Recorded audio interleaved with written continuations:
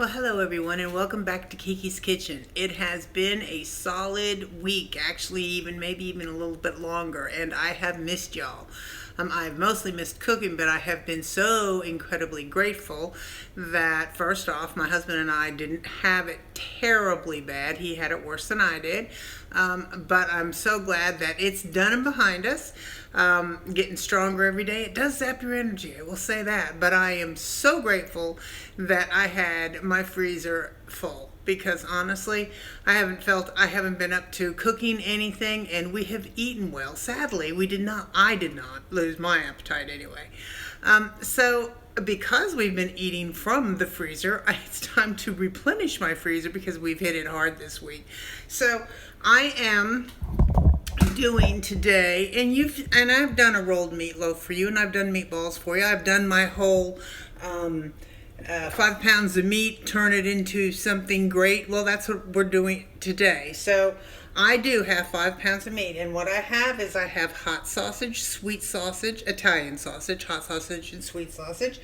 I have veal, and I have hamburger meat. So I have some of that in here and some of that in here. The stuff that's in here is simply going to go on the stove with some onion and garlic, and I'm going to brown this off, and I'm going to turn this into, I'm going to add some of my famous Lizano. You know I love my Lizano for a little Mexican flair, and I'm making taco meat with this.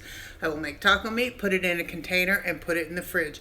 And trust me, we have made with the taco meat that has been used this week, we have done all kinds of things with it. So, and you can make burritos out of it, you can make nachos out of it, tacos, it just goes so many different ways. Taco salad, so many different ways. So that's what's going to be part of this. And I would say in here, I have about 3 pounds. Actually I probably have about two and a half. So that's going to go on the stove, and I'll get to that in a minute. Right now, what I'm going to do is I'm going to put together my meatloaf meatball. I'm going to make it, as I said, I'm going to make a stuffed meatloaf for my husband and I for dinner tonight, and what I have left over from here will be turned into meatballs. They will get baked also, and once they're baked, they'll be cooled, put in a Ziploc, and they'll be in the freezer for another time. So what I've got here is, let's see, that'd be 1, 2, that's about 3 pounds so I've got about 3 and 2 here. So what I'm doing here, and I always tell you this is a thing from my mom, or that my mom taught me, is to take your breadcrumbs, which, because I've got about 3 pounds of meat, I'm going to use about 2 cups of breadcrumbs. Now I am going to say this with all my heart and soul. This is my meatloaf meatball recipe.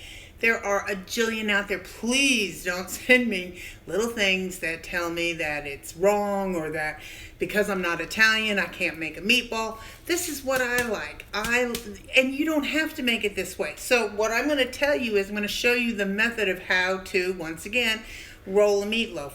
How you get there, this is just a suggestion. If you don't know how to make it, these are very tasty. How about that? How about if we go with that?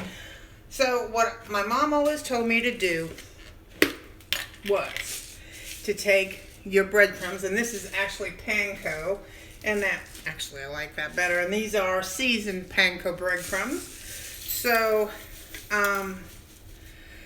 because I've got 3 pounds of meat, I'm going to use 2 cups because usually I go about a cup a pound of breadcrumb.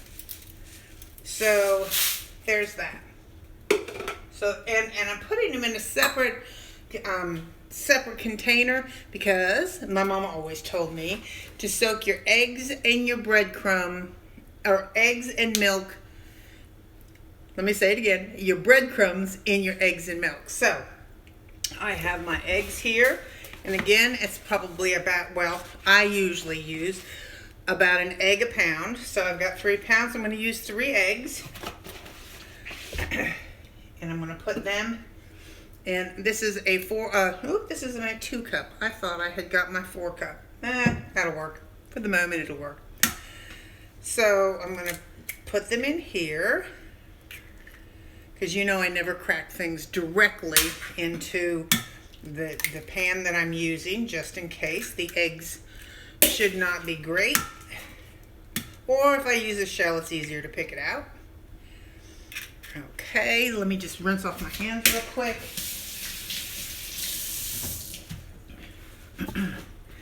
And to this, I'm gonna add, usually it's about for me, about a half a cup of milk per pound.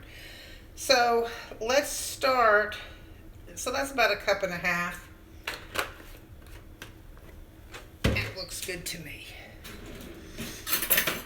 And now what we're gonna do is we're going to, I should have poked those eggs, but I wanna mix them up and get them whipped in here. So it's been an interesting week. Honestly, we've done very little. We've watched TV. I have gone through 10,000 recipes. I had said to my BFF, Denise, who that's getting, well, I'm getting very excited because I'm be going there in a few weeks. But I said to her, honestly, the recipes I've collected recipes all my life. And so this week I went through all of this huge thing I had of recipes, and if I made 10 new recipes a day for the rest of my life, I don't think I'd get through them all. However, we'll do what we can. So I'm going to pour that into my breadcrumb. Now the reason that my mom did that, and I want to get them all soaked in here, is because she felt like it more evenly it kept everything moist, and it more evenly distributed all the breadcrumbs. So she let it soak in the egg and milk mixture. So I'm going to put that aside for a moment.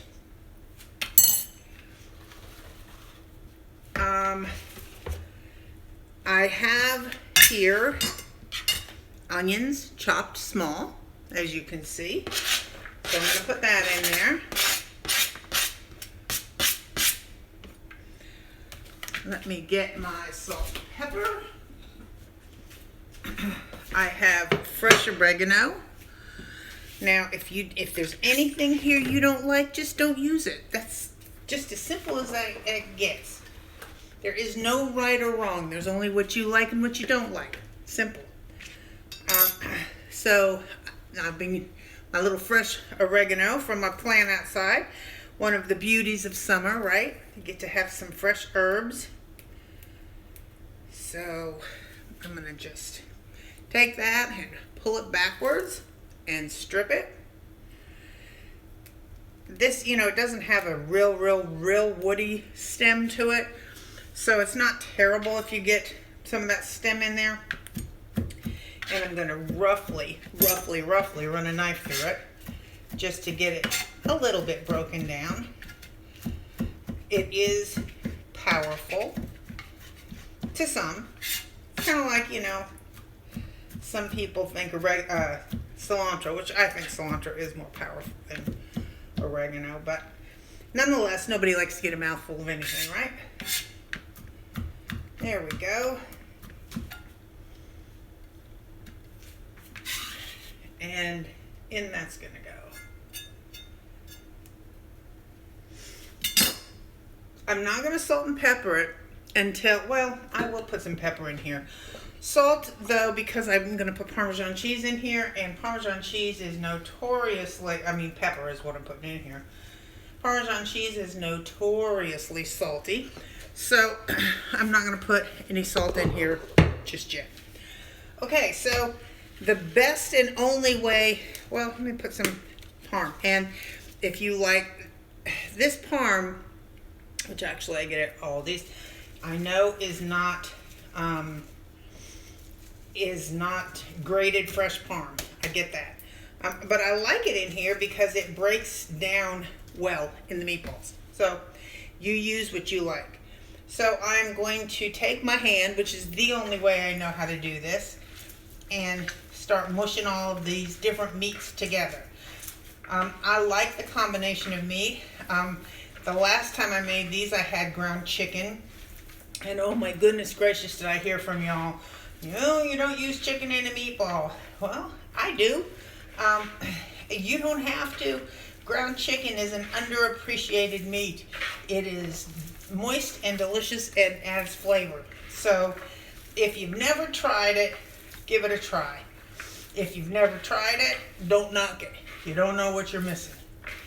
Okay, so now that's just kind of getting all of our basics mixed in, right? So now we're going to take this nice, see, and it keeps it all nice and moist too. And I'm going to go in here and just turn it with my hand. Now what I don't have in here is garlic, and it's because I forgot to chop it. But I have it right here, and I will not miss an opportunity to put garlic. Garlic is a mainstay of meatballs. That's a true story. So hang on one second and let me get this nice and mixed in here, and hopefully you can see that, and I'll take you through it as soon as I get it mixed in. Because see that? You don't want that. You don't want a big old mouth of anything. There we go. That looks pretty good to me. Okay, I'm going to put you on pause for just a second, wash my hands, and chop up some garlic. I'll be right back. Okay, I went ahead and added my minced garlic to it, and then I actually added, I wonder what I did with that. I had about a half a jar, about that big, of basil, not basil, pesto, and I added that to it as well. And so it's just me. I like pesto, basil, that whole basil is, or pesto is basil with Parmesan cheese and oil and pine nuts, and that's a great flavor to impart to this as well. Let me move this on down. The rest of that will become meatballs here in a moment.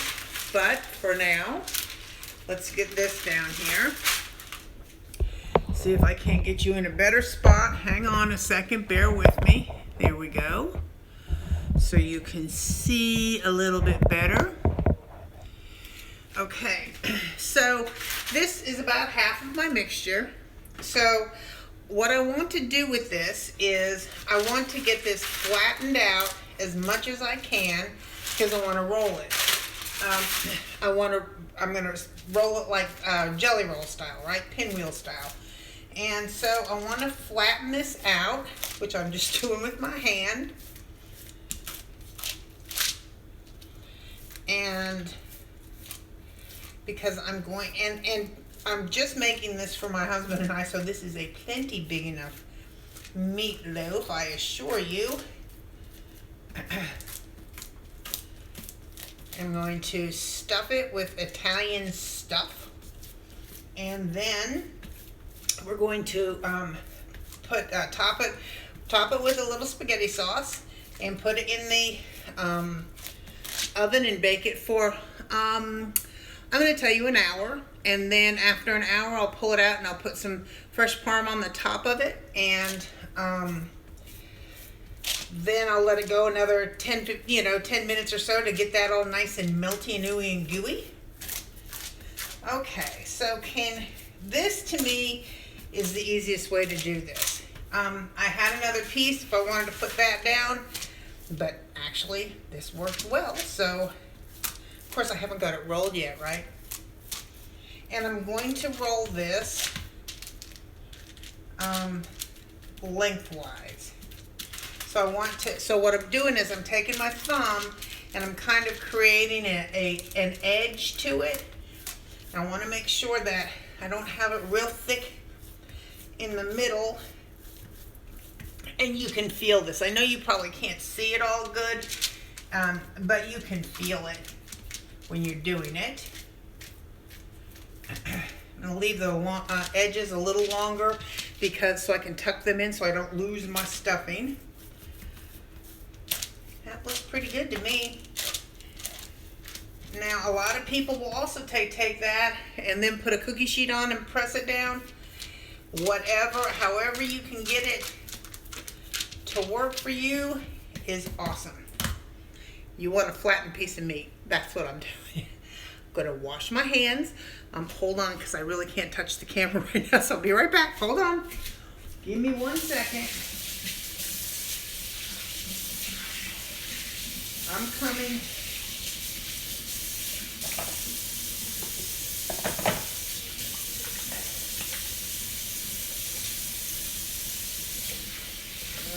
Okay. So now that I can, I'm going to put you on pause so I can get everything that I want to put in here all together. I'll be right back. Okay, it's time to roll. So we have it all pressed out as you saw me do. So now what I'm going to do is I'm going to top. I'm going to make this kind of. I'm making an Italian one, but I'm making it kind of like an inside-out pizza. So I have some salami here. I'm going to put that along the edge, overlapping it as I go.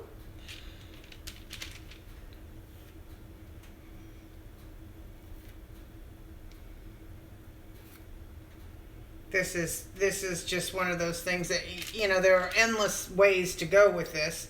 I mean, I've done mine with just, you know, using ground chicken, and I've made it kind of like a barbecued one, and I've put barbecue sauce on it and stuffed it with spinach, and there's just so many ways to go. So I've got the salami down.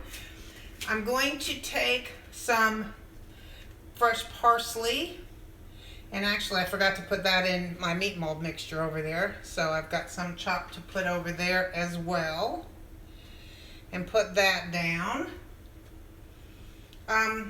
You know what, I want some more salami.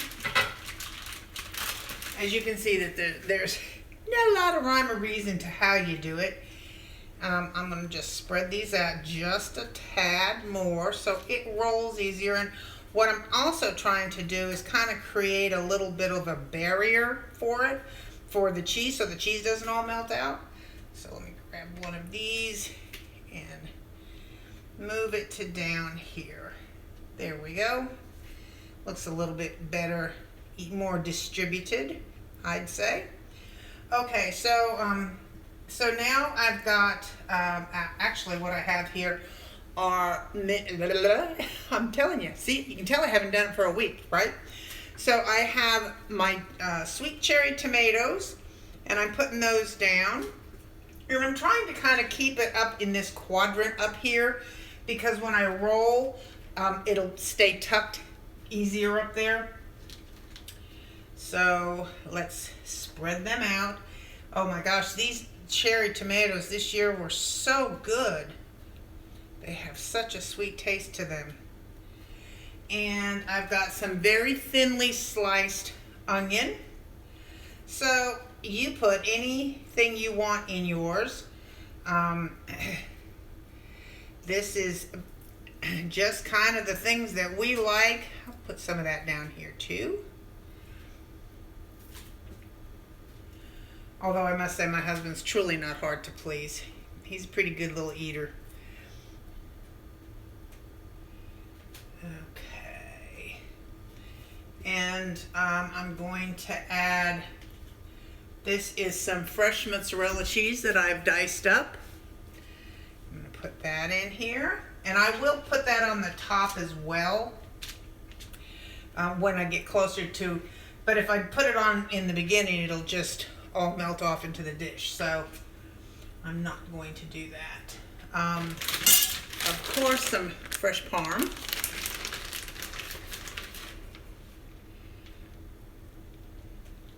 Put that a little bit everywhere.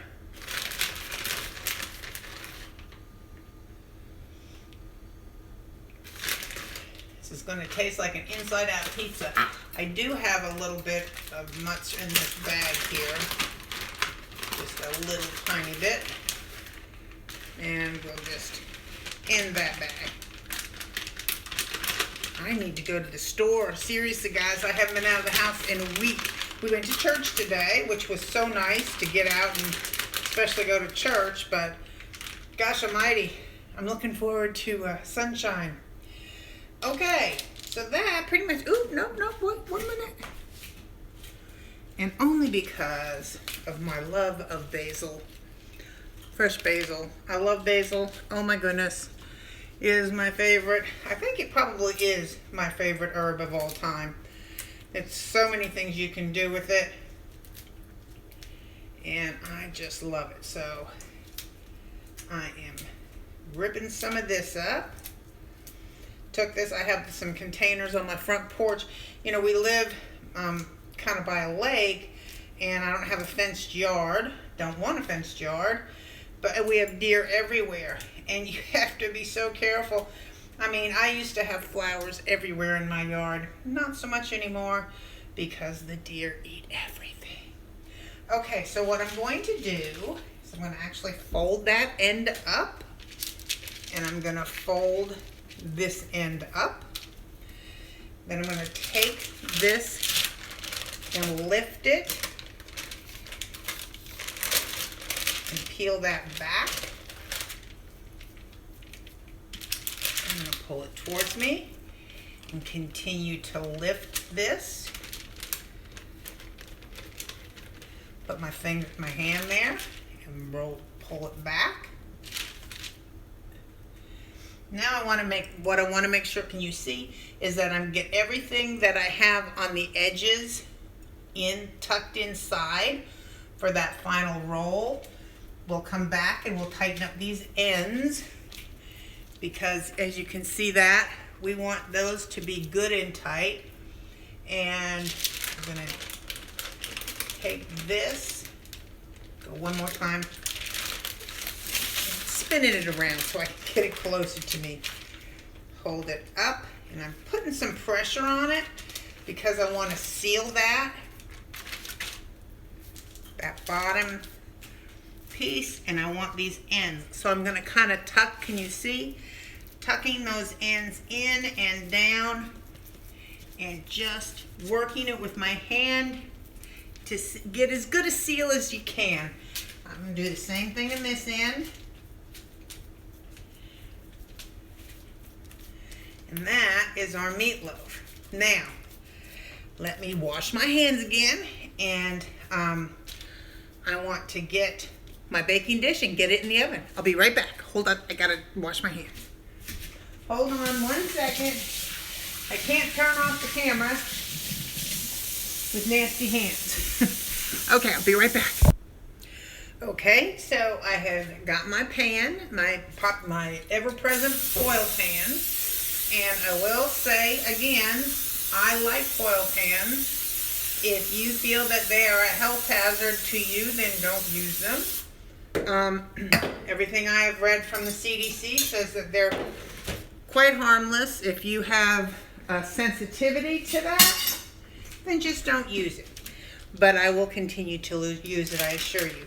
So I'm going to pick this up. Now this is where our seam is, and I've rolled it back a little bit and pressed this seam, but I want the seam side down just to eliminate as much leakage as possible. So I'm going to pick this lovely thing up. Hopefully we won't lose the whole thing. Be quick and decisive. So I'm going to roll it off.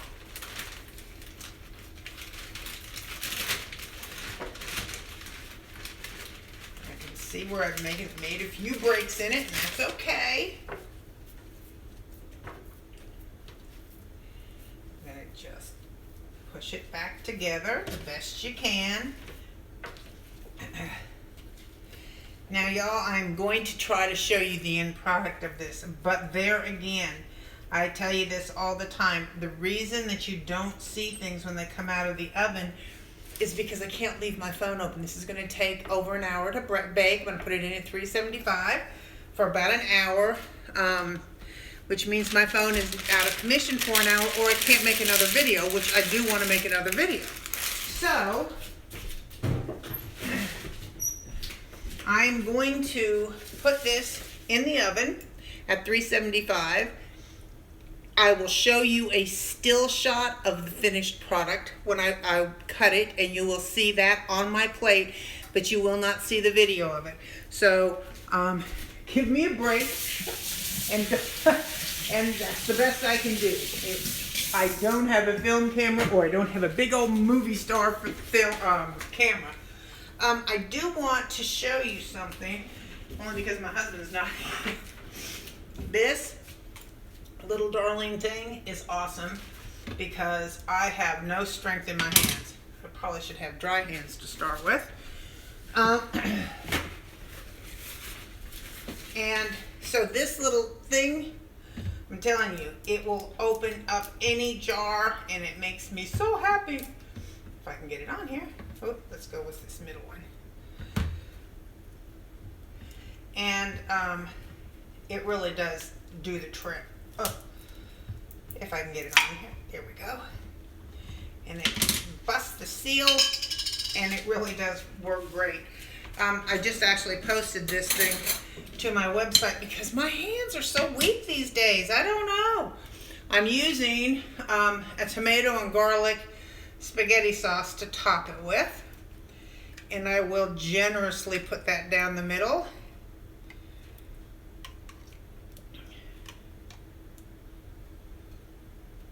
There we go. And so it's going to go into the oven for at 375 for, but like I said, about an hour. And then I will take it out and I will put the mozzarella on top, the fresh mozzarella on top, and put it back in for another 10, 15 just to melt it. So again, the method I'm teaching you is really just how to do a rolled meatloaf. You can put anything inside of it. You can use any meat you want to, any meatloaf recipe you want to. It's just the method that I'm trying to share with you. So I hope you like it, and I hope you've tried this, because I know I've done this before, but it's been a ways back, and I'm telling you, I know you get tired of scrolling through. But you know what? We're doing good. I mean, Britannia is getting those recipes typed up for you. So enjoy this, and I will be back with some cream spinach. Bye.